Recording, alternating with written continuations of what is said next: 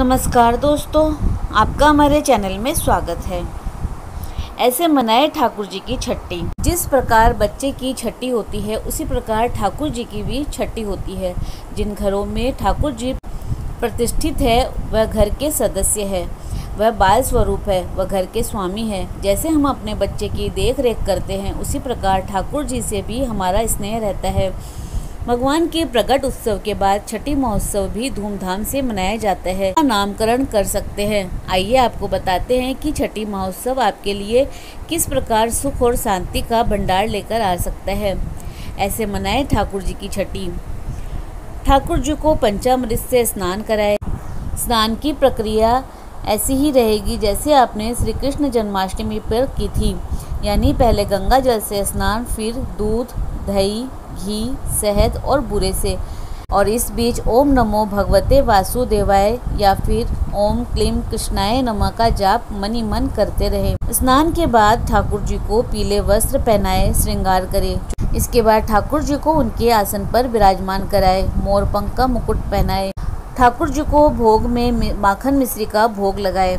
साथ ही कढ़ी और चावल का प्रसाद चढ़ाने की आज के दिन परंपरा है।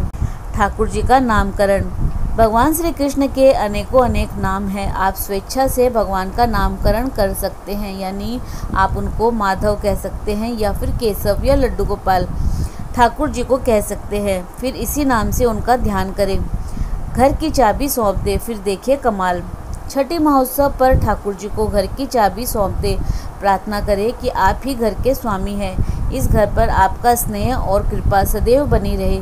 हम नहीं जानते कि घर और परिवार का पालन पोषण कैसे होगा, यह सब कार्य आपको ही करना है। छठी के दिन विधि विधान से पूजा पाठ करने से ठाकुर जी प्रसन्न होते हैं और भक्तों की सभी मनोकामनाएं पूर्ण करते हैं। भगवान श्री कृष्ण को क्यों कहा जाता है लड्डू गोपाल? आइए जानते हैं इस नाम के पीछे की कहानी। भगवान श्री कृष्ण के कई नाम हैं, श्याम, मोहन, बंसीधर, कान्हा और न जाने कितने, लेकिन इनमें से एक नाम बेहद प्रसिद्ध है, वो है लड्डू गोपाल। क्या आपको पता है भगवान श्री कृष्ण का नाम लड्डू गोपाल क्यों पड़ा? ब्रजभूमि में बहुत पहले श्री कृष्ण के परम भक्त रहते थे कुंभन दास जी। उनका एक पुत्र था रघुनंदन। कुंभन दास जी के पास बांसुरी बजाते हुए श्री कृष्ण जी का एक विग्रह था। वे हर समय प्रभु भक्ति में लीन रहते और पूरे नियम से श्री कृष्ण की सेवा करते।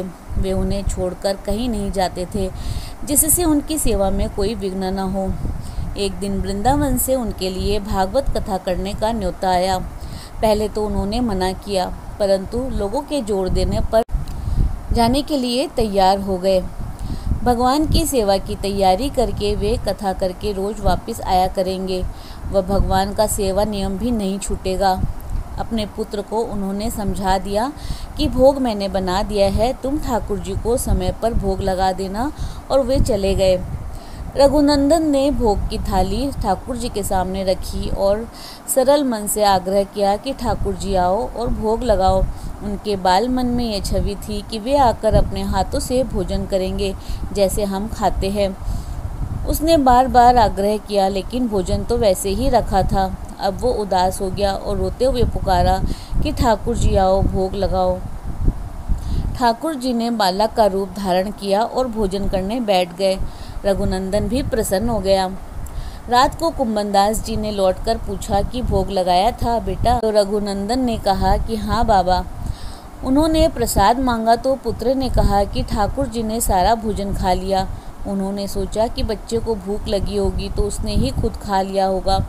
अब तो ये रोज का नियम हो गया कि कुंभन दास जी भोजन की थाली लगाकर जाते और रघुनंदन ठाकुर जी को भोग लगाते।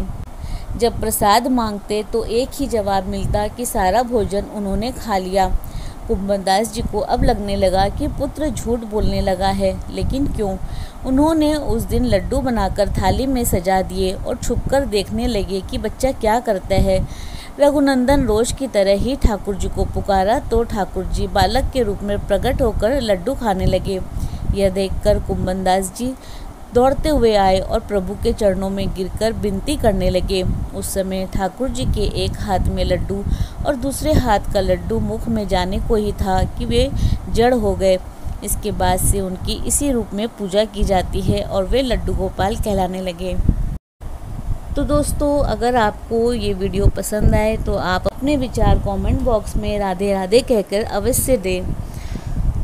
इसी प्रकार और भी रोचक जानकारी के लिए आप हमारे चैनल को लाइक शेयर व सब्सक्राइब करें। हमारे चैनल में विजिट करने के लिए धन्यवाद।